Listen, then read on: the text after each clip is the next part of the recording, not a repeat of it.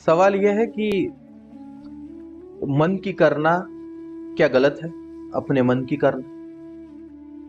समस्या यह है कि मन की करने के मतलब क्या है? अगर तुम्हारा मन कह रहा है कि किसी का खून कर दो, क्या कर दोगे? तुम्हारा मन कह रहा है कि किसी का रेप कर दो, तो क्या कर दोगे? तुम्हारा मन कह रहा है कि किसी को लूट लो, तो क्या लूट लोगे? समस्या तो यह है कि अगर तुम अपने मन को देखोगे तो तुम पाओगे कि 99% of the thoughts, the feeling जो तुम्हारे भीतर आ रही है वो निगेटिव ही है। तुम्हारा दिल तो ऐसे ही करता है कि किसी को लूट लो, किसी को खा लो, किसी को मार दो, किसी को सुना कर आओ। अगर तुम 24 घंटे के लिए वैसे जियोगे ना जैसे तुम अपना भीतर से हो, तो तुम दूसरे दिन जेल में मिलोगे। ये तुम भी जानते हो। अगर सच में तुमने 24 घंटे के लिए, अरे 24 घंटा छोड़ो, 1 घंटे के लिए भी अगर तुमने अपने दिल की कर ली ना, तो भी तुम 1 घंटे के बाद जेल में मिलोगे। ये तुम भी जानते हो। ऐसी चीजें तुम्हारे भीतर में चल रही है, ऐसी नकारात्मकता के साथ तुम अपने जीवन को जी रहे हो, ऐसी पूरे के पूरे पाखंड के साथ तुम अपने भीतर से जी रहे हो। क्या तुम अपने मन की करोगे? और ये मन है क्या?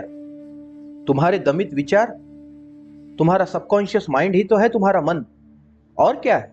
विज्ञान की भाषा में देखा जाए तो तुम यही कह सकते हो कि तुम्हारा सबकॉन्शियस माइंड ही तुम्हारा मन है, जिसकी धारणाएं हैं, जो जो कुछ चीजों को पकड़ चुका। तुम्हारा मन कहता है ये सही ये गलत, ये कैसे तय किया उसने? उसकी धारणाएं हैं उस चीजों के प्रति। ये धारणाएं कैसे निर्मित हुई?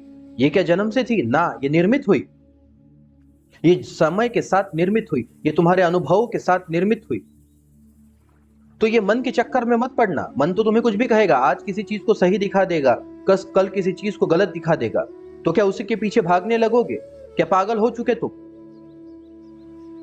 लोग तुमसे एक बेवकूफानी भरी चीज कहेंगे, लोग कहेंगे तुमसे, आध्यात्मिक लोग भी, कि कहेंगे मन की शुद्धता। मन की शुद्धता हो ही नहीं सकती। ये तो ऐसे ही है कि गटर को शुद्ध किया जाए। गटर को कैसे शुद्ध करे?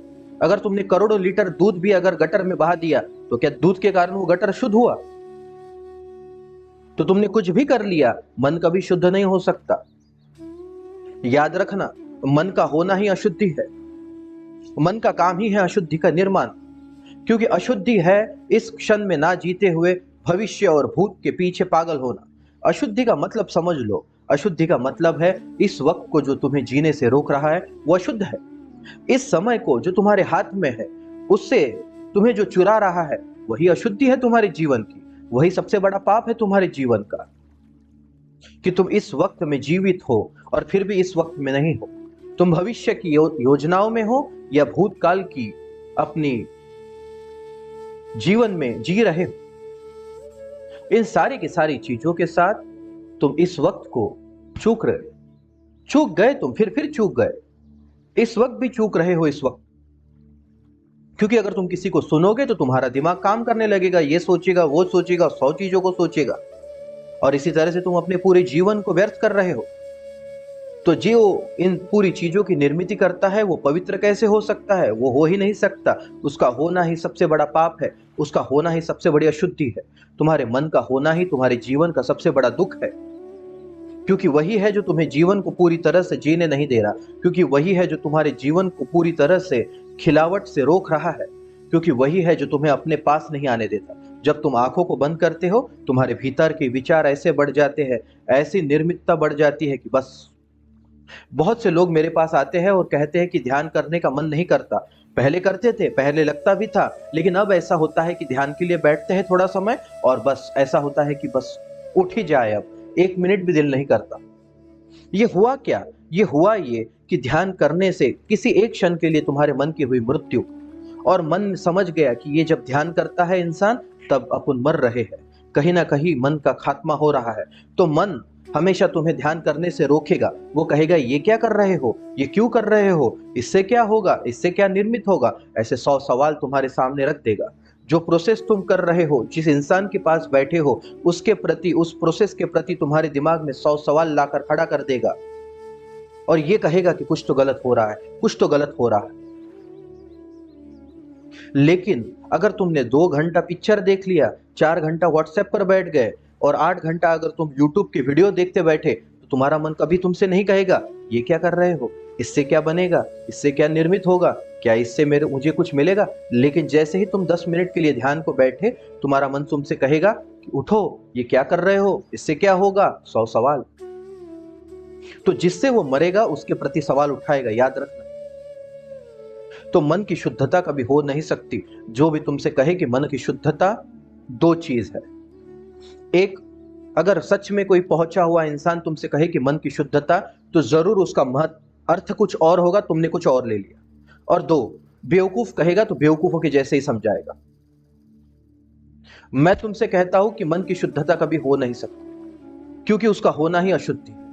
वही है जो तुम्हें इस जीवन के पूरे बेवकूफी में अटकाए हुए, वही है जो तुम्हें अपने पुरानी यादों से जोड़ता है और दुखी करता है, वही है जो तुम्हें भविष्य की चिंताओं से जोड़ता है और दुखी करता है। और ये दुख में जीना ही उसका स्वभाव है, दुख में तुम्हें रखना ही उसका जीवन का क्रम है।